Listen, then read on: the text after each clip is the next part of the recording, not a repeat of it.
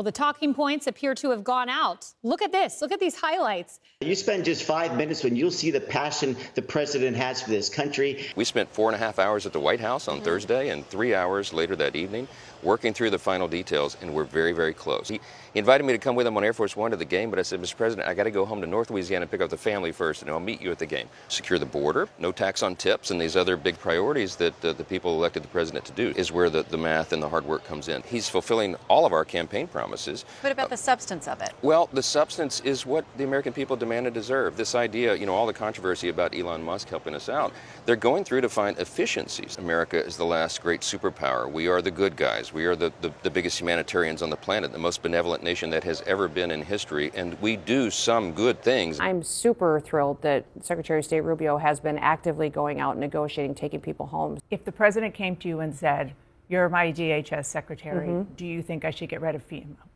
Excuse me, get rid of FEMA, what would you say? I would say yes. He has gone through the processes to make sure that he has the authority. You're totally the president has comfortable with granted it. him. I am today by the work that he's doing by identifying waste, fraud, and abuse. And his information that he has is looking at programs, not focusing on personal data and information. Not focusing on it, but he has access to it. We'll be continuing to talk to him about what all he has access to. But many of them weren't even showing up to work. We're nearing $37 trillion in national debt. What does that mean? We are literally at a point in which the dollar will be worth nothing. What does that mean? I would hate to be in the Democratic Party right now because you're in a really bad bind. Oh, Elon Musk, right? He's rich. He must be evil, right? That's the attacks. Not a single company, governor of any state would ever turn down Elon Musk and his team of Doge from coming in and providing free services. It's ridiculous that we would demonize someone that loves this country so much. I think it speaks for itself. My time has expired. CNN guests were wildly teasing jail scenarios for Trump allies. If they do defy a court order, first thing you would do would be to go back to the court and hold the administration or the individuals who are not complying in contempt. The great dilemma is that the jailer is hired by the president. We're back to talking about jail, everyone. Except wait for it, Trump says he will abide by exactly what the courts tell him to do. The U.S. Supreme Yes. Court, Right. and President Biden thought he could just thwart that for his own political gain. The irony of all ironies, they hate the Constitution. If they had it their way, they would rip the Constitution up. He is still flooding the zone with as many moves as possible to overwhelm his opposition, including Democrats and the media. He did this during his first term, but what's different now is the speed. He is now running this brand new made-up department called Doge. He and MAGA are flooding the zone to make it appear like he's fulfilling campaign promises, regardless if his actions stick. Musk has gone after the easiest targets, the smallest agencies, the low-hanging fruit of the federal budget, USAID and perhaps the Department of Education, the Department of Labor, and so on. Agencies that, if you actually add them all up, barely make 1% of total federal spending. Musk's silence suggests he's not thrilled about where this may be heading for him. Maybe it's because the DOD has billions of dollars in contracts with Musk's own companies. Going after it could be a direct hit to his bottom line or a clear conflict of interest. They threw everything they had at you, and they didn't win. And that was, the New York Times, Washington Post, 3 networks, every late-night comedy show, 2 cable channels. They have many different things of hatred. Actually, Elon called me. He said, they're trying to drive us apart. I said, absolutely.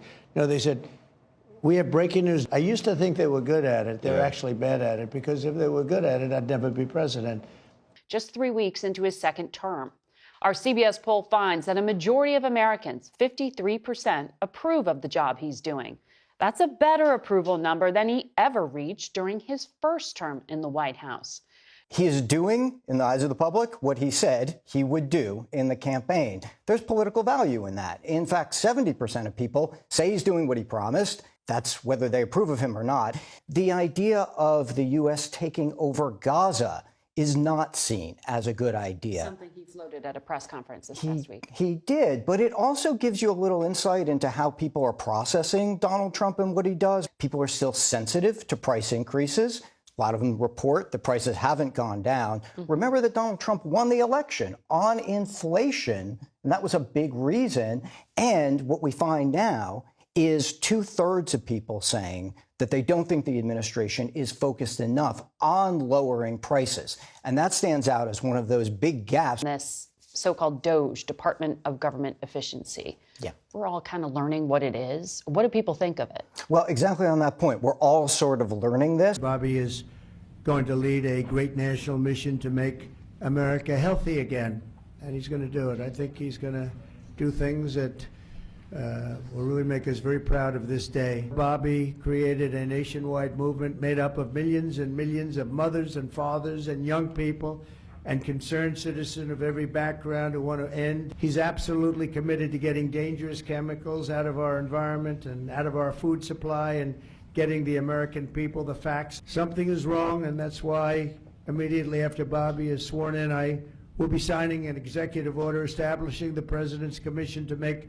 America healthy again. I didn't know, were you two friends or something, or did this just happen to be the justice? Did this just happen to be the luck of the draw? Elon Musk and DOGE are causing a reign of terror across the federal government, which is intended to sound scary, but I think if you ask the DOGE team, they would say, yeah, that is exactly what we're trying to do. Do you think they really feel like we're in a constitutional crisis right now when it comes to cutting government waste? What are they really saying to you? It was pretty cool spending time with Donald Trump at the Daytona 500. So tell us a little bit more about that. That seems like a lot of fun. It was.